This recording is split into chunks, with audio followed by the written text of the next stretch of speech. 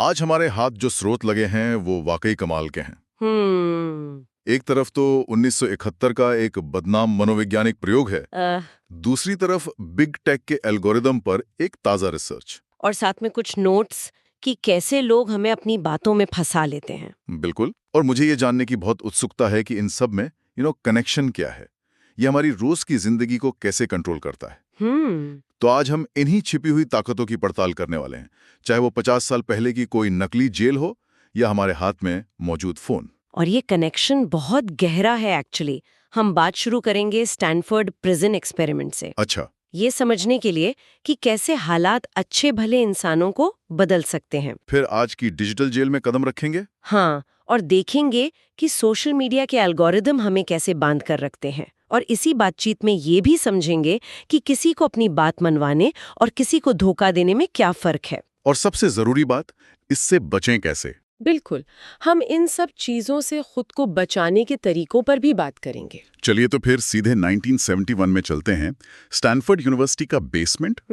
कुछ आम college students को एक एक्सपेरिमेंट के लिए बुलाया जाता है और रैंडमली ही उन्हें कैदी और गार्ड बना दिया जाता है। मकसद बस ये जानना था कि जेलों में जो इतना बुरा बर्ताव होता है, हाँ, वो गार्ड्स की पर्सनैलिटी की वजह से है या फिर जेल के माहौल की वजह से। और जो हुआ वो किसी ने सोचा भी नहीं था। मतलब कुछ ही घंटों में जो गार्ड्स थे वो अपनी भूमिका में पूरी तरह ढल गए। इतनी जल्दी? हाँ, वो कैदियों को परेशान करने लगे, उनसे पुशअप्स करवाते, आधी रात को जगाकर गिनती करते, उनका मजाक उड़ाते। और जो कैदी बने थे वो बहुत जल्दी टूट गए, हताश, डरे हुए और चुपचाप हर आदेश मानने वाले बन गए। अरे बाप रे! माहौल इतना जहरीला हो गया कि 2 हफ्ते के लिए प्लान किया गया ये एक्सपेरिमेंट सिर्फ 6 दिनों में बंद करना पड़ा। ये सुनकर ही अजीब लगता है। मतलब वो तो बस एक रोल प्ले कर रहे थे ना। हाँ।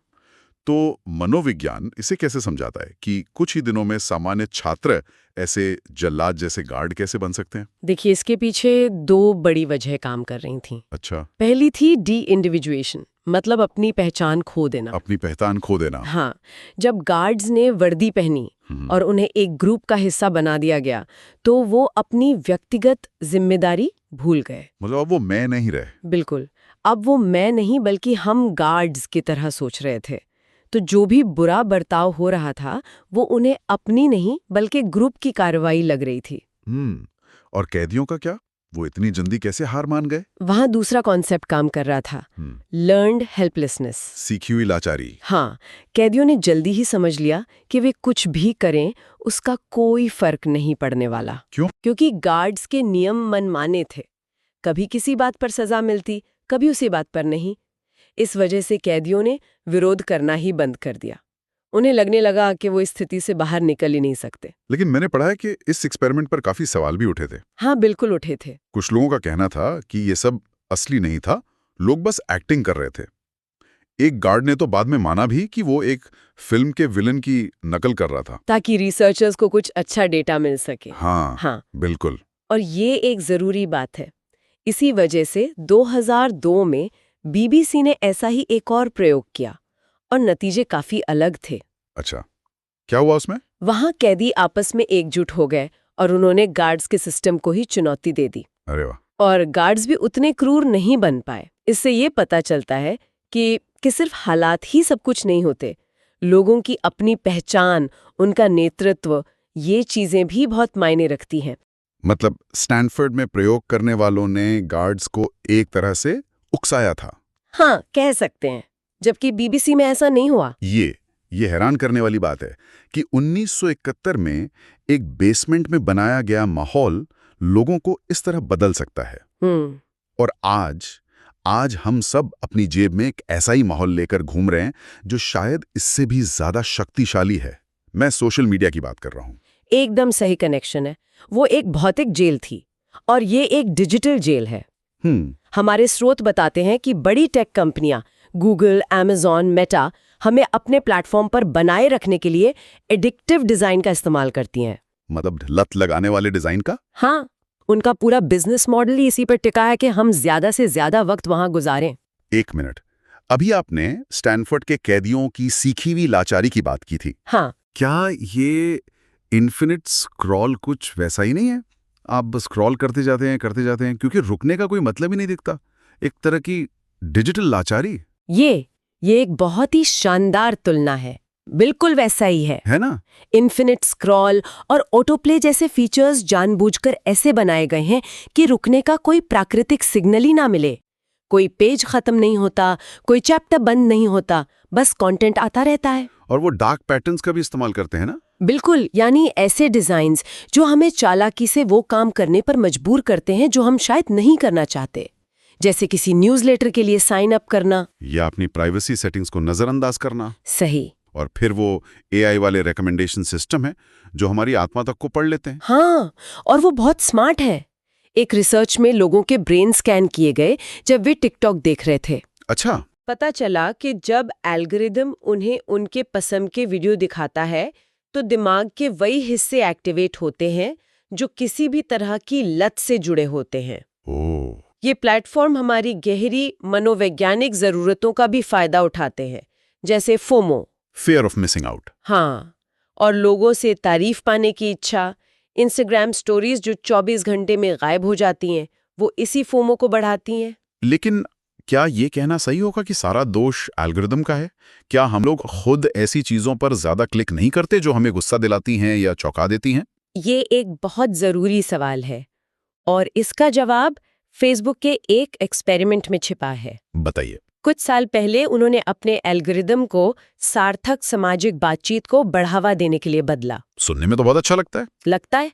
लेकिन एल्गोरिदम ने क्या सीखा कि गुस्से वाले इमोजी और कमेंट्स सबसे सार्थक बातचीत होते हैं। अरे नहीं। हाँ, नतीजा ये हुआ कि ऐसी पोस्ट जो लोगों में गुस्सा, नफरत और विभाजन पैदा करती थी, वो और ज्यादा दिखने लगी। मतलब अच्छा करने के चक्कर में सब गड़बड़ हो गया। बिल्कुल। और इसका समाज पर क्या असर पड़ रहा है? क्या ये हमें और ज्यादा बांट रहा है? हाँ, लेकिन शायद उस तरह से नहीं जैसा हम सोचते हैं। मतलब? रिसर्च ये कहती है कि एल्गोरिदम हमें सिर्फ हमारी सोच से मिलती जुलती चीजें ही नहीं दिखाता, वो हमें भड़काने के लिए हमसे उल्टी सोच वाली चीजें भी दिखाता है। अच्छा। इससे असल में हमारे विचार उतने नहीं बदलते, लेकिन हमें लगने लगता है कि दूसरी तरफ के लोग बहुत ज्यादा कट्टर और बुरे हैं। इसे माना हुआ ध्रुवीकरण कहते हैं। बिल्कुल। हम एक दूसरे से और दूर महसूस करने लगते हैं, भले ही असल में हम उतने दूर ना हों। तो ये सब सुनने के बाद मेरे दिमाग में एक सवाल आ रहा है। ये जो टेक कंपनियां कर रही हैं, क्या ये हमें अपनी बात मनवाना है, मतलब पर्सुएशन, या हमें छलना है, मैनिपुलेशन? इन दोनों में लाइन कहाँ खींची जाए? ये बहुत अहम फर्क है और हमारे स्रोत इसे इरादे से जोड़ते हैं। इरादा? हाँ, पर्सुएशन यानी बात मनवाना आमतौर पर खुला और ईमानदार होता है। आप अपने इरादे साफ रखते हैं, जैसे कोई दोस्त आपको जिम जाने के लिए मनाए क्योंकि वो आपकी सेहत का परवाह करता है। बिल्कुल, ये सहयोग पर आधारित है। और मैनिपुलेशन या छल इसका ठीक उल्टा है। बिल्कुल, छल में स्वार्थी इरादे छिपे होते हैं। ये धोखे और कंट्रोल पर आधारित होता है। मैनिपुलेटर आपकी भावनाओं, आपके डर, आपकी असुरक्षाओं का इस्तेमाल करके आपसे वो करवाता है जो वो चाहता है, न कि वो जो हमारे लिए सही है। सही। लेकिन असल जिंदगी में तो ये इतना ब्लैक एंड व्हाइट नहीं होता। मान लीजिए मेरा कोई दोस्त एक बहुत ही टॉक्सिक रिश्ते में है और मैं उससे झूठ बोलकर उसे उस रिश्ते से बाहर निकालता हूँ। मेरा इरादा तो अच्छा है, लेकिन तरीका? आपने बिल्कुल सही ग्रे एरिया पकड़ा है। इसीलिए किसी के चरित्र को आंकने के लिए ये देखना जरूरी है कि वो कितनी बार, कितनी गंभीरता से और किस हद तक छल का इस्तेमाल करता है। अच्छा। जो लोग आदतन ऐसा करते हैं वे कुछ खास तकनीकों का इस्तेमाल करते हैं। जैसे कौन सी तकनीक है, ताकि हम उन्हें पहचान सकें? एक बहुत आम तकनीक है गैसलाइटिंग। गैसलाइटिंग? इसमें कोई आपको आपकी ही याददाश्त या समझ पर शक करने पर मजबूर कर देता है।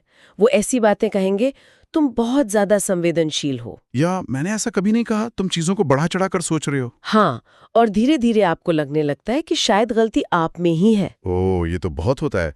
और वो जो इमोशनल ब्लैकमेल करते हैं, उसका क्या? उसे गिल्ट ट्रिप्स कहते हैं, यानी किसी को दोषी महसूस कराना। अगर तुम सच में मेरी परवाह करते तो तुम ऐसा करते। बिल्कुल।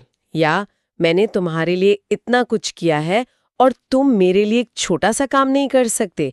ये आपकी भावनाओं को आपके लिए खिलाफ इस्तेमाल करने का तरीका है। और एक चीज मैंने और सुनी है, लव बॉम्बिंग। ये क्या होता है? ये बहुत ही खतरनाक है। इसमें कोई व्यक्ति रिश्ते की शुरुआत में आप पर बेइंतहा प्यार, तारीफ और ध्यान लुटाता है। अच्छा। वो आपको दुनिया का सबसे खास इंसान महसूस कराता है। लेकिन ये सब एक जाल होता है। जाल? हाँ, एक बार जब आप इस प्यार के आदी हो जाते तो वो इसे एक हथियार की तरह इस्तेमाल करने लगते हैं। अगर आप उनकी कोई बात नहीं मानते तो वो अपना प्यार और ध्यान वापस खींच लेते हैं। जिससे तकलीफ हो और आप उनकी बात मान लें। बिल्कुल। ये सब सुनकर तो काफी निराशा होती है। अगर हम ऐसी किसी डिजिटल या असल जिंदगी की जेल में फंसे हुए हैं तो हम कर क्या सकते हैं? नियंत्रण वापस कैसे पाएं? अच्छी बात यह है कि समाधान मौजूद है और वे कई स्तरों पर हैं। सबसे पहले बड़े स्तर पर, यानी नीति और डिजाइन के लेवल पर, जैसे यूरोपियन यूनियन ने कानून बनाकर एडिक्टिव डिजाइन पर लगाम लगाने की कोशिश की है। कंपनियों को मजबूर किया जा सकता है कि वो डिफॉल्ट रूप से ऐसे फीचर दें जो कम लत लगाते हों। बिल्कुल। जैसे इन्फिनिट स्क्रॉल की जगह पुराने जमाने की तरह पेज वाला सिस्टम हो, जहां एक पेज खत्म होने पर आपको रुककर सोचने का एक पल मिले। बिल्कुल। या फिर एक और दिलचस्प आइडिया है शेयरिंग की प्रक्रिया में थोड़ी रुकावट डालना। रुकावट? हाँ, ट्विटर ने ये प्रयोग किया था। किसी आर्टिकल को रीट्वीट करने से पहले वो आपसे पूछता था, क्या आपने इसे पढ़ लिया है? अरे हाँ। इस छोटी सी रुकावट से गलत जानकारी का आवेग में फैलना काफी कम हो गया था। ये तो बड़े समाधान हुए जो हमारे हाथ में नहीं है। व्यक्तिगत स्तर पर हम क्या कर सकते हैं? व्यक्तिगत स्तर पर सबसे शक्तिशाली हथियार है क्रिटिकल थिंकिंग, आलोचनात्मक सोच। हाँ, हर चीज पर सवाल उठाना। जब आप कोई पोस्ट देखें तो खुद से पूछें, मुझे ये क्यों दिखाया जा रहा है? इसे शेयर करने से किसको फायदा होगा? क्या ये मेरी भावनाओं को भड़काने की कोशिश है? मतलब अपनी सोच पर ही सवाल करना? वही पहला कदम है। और दूसरा शायद ना कहना सीखना है, खासकर जब कोई आपको गिल्ट ट्रिप पर ले जाने की कोशिश कर रहा हो। आपने एकदम सही पकड़ा। सीमाएं तय करना बहुत जरूरी है। ना कहना असभ्य होना नहीं है, बल्कि यह अपनी जरूरतों का सम्मान करना है। बिल्कुल। जब आप साफ तौर पर लेकिन शांति से ना कहते हैं तो आप मैनिपुलेटर के हाथ से उसकी ताकत छीन लेते हैं। इन सब के अलावा क्या कोई प्रैक्टिकल तकनीक भी है जिसे हम तनावपूर्ण पलों में इस्तेमाल कर सकें? हाँ, एक बहुत ही दिलचस्प तकनीक है जिसे NLP में एंकरिंग कहते हैं। एंकरिंग? हाँ, इसे आप अपना इंस्टेंट काम बटन समझ सकते हैं। अच्छा। सोचिए, आप अपनी सबसे पसंदीदा शांत जगह पर है। उस शांति के एहसास को पूरी तरह महसूस कीजिए। जब वो एहसास सबसे गहरा हो तो अपनी उंगलियों को एक खास तरह से दबाइए, जैसे अंगूठे से तर्जनी को? हाँ, इस प्रक्रिया को कई बार दोहराइए। अब अगली बार जब आपका बॉस आप पर चिल्लाए या आपको तनाव महसूस हो तो चुपके से अपनी उंगलियों को उसी तरह दबाइए। तो दिमाग उस शारीरिक क्रिया को शांति के एहसास से जोड़ देगा और आपको तुरंत थोड़ा बेहतर महसूस होगा। ये तो कमाल का है। और आखिर में क्या कोई गहरा मनोवैज्ञानिक समाधान भी है? सबसे गहरा समाधान है प्रामाणिक बनना, ऑथेंटिक होना। मनोवैज्ञानिक कार्ल युंग ने एक कॉन्सेप्ट दिया था, शैडो या परछाई का। ये हमारे व्यक्तित्व का वो हिस्सा है जिसे हम पसंद नहीं करते और दूसरों से छुपाते हैं। हमारा गुस्सा, हमारा डर, हमारी जलन। अच्छा। जब हम अपने शैडो को स्वीकार कर लेते हैं और समझते हैं कि ये भी हमारा ही हिस्सा है तो हम ज्यादा पूरे और प्रामाणिक बन जाते हैं। और इसका छल से बचने में क्या मदद मिलती है? जब आप खुद को अपनी सारी खूबियों और कमियों के साथ स्वीकार कर लेते हैं तो कोई दूसरा आपकी असुरक्षाओं का फायदा उठाकर आपको कंट्रोल नहीं कर सकता, क्योंकि आप पहले से ही अपने उन अंधेरे हिस्सों को जानते हैं। बिल्कुल। आपको बाहरी तारीफ या आलोचना से उतना फर्क नहीं पड़ता। आप बाहरी दबावों के प्रति कम संवेदनशील हो जाते हैं। तो स्टैनफोर्ड के बेसमेंट से लेकर हमारे हाथ के फोन तक हमने देखा कि बाहरी ताकतें हमें कितना कंट्रोल कर सकती हैं। हालात, तकनीक और लोग, ये सब हमें उन तरीकों से बदल सकते हैं जिनका हमें अंदाजा भी नहीं होता। लेकिन इन सिस्टम को समझना ही इनसे बाहर निकलने का पहला कदम है। सही बात है। स्टैनफोर्ड के कैदियों की तरह असहाय महसूस करने के बजाय ये जानना कि ये तंत्र कैसे काम करते हैं हमें शक्ति देता है। जागरूकता ही हमारा पहला और सबसे बड़ा बचाव है। आज की इस बातचीत को खत्म करने के लिए एक सवाल छोड़ जाते हैं। स्रोत बताते हैं कि हम सोशल मीडिया के दौर से एल्गोरिथमिक मीडिया के दौर में जा रहे हैं। यानी अब हमारा कंटेंट हमारे दोस्त नहीं बल्कि टिकटॉक या यूट्यूब का AI तय कर रहा है। हाँ, ये प्लेटफॉर्म को और भी ज्यादा ताकत देता है।